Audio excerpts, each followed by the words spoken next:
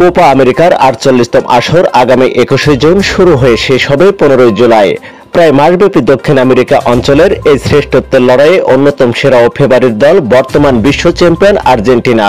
একই সাথে যেমন বর্তমান বিশ্বের সেরা দল, সেই সাথে উড়ন্ত ফর্মে রয়েছেন দলের একাধিক তারকা ফুটবলার। কোপা আমেরিকার এবারের প্রতিযোগিতার আয়োজক দেশ যুক্তরাষ্ট্র। কোপা মূলত দক্ষিণ আমেরিকার অঞ্চলের সর্বোচ্চ ফুটবল আসর, তবে এবার পরিধি বাড়িয়ে উত্তর ও মধ্য আমেরিকা অঞ্চলকে যুক্ত করা হয়েছে, যার ফলে দল ও ম্যাচ সংখ্যাও বেড়েছে অনেক।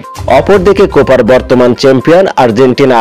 সবশেষ 2021 আসরের ফাইনালে তারা বিখ্যাত মারাকানা স্টেডিয়ামে স্বাগতিক ব্রাজিলকে হারিয়েছিল 1-0 গোলে।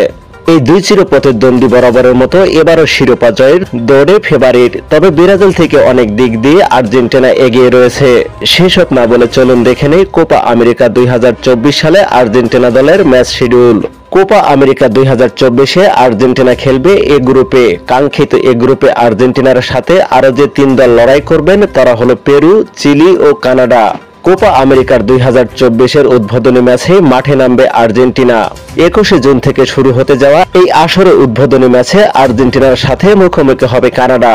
ম্যাচটি বাংলাদেশ সময় ভোর 6টায় অনুষ্ঠিত হবে।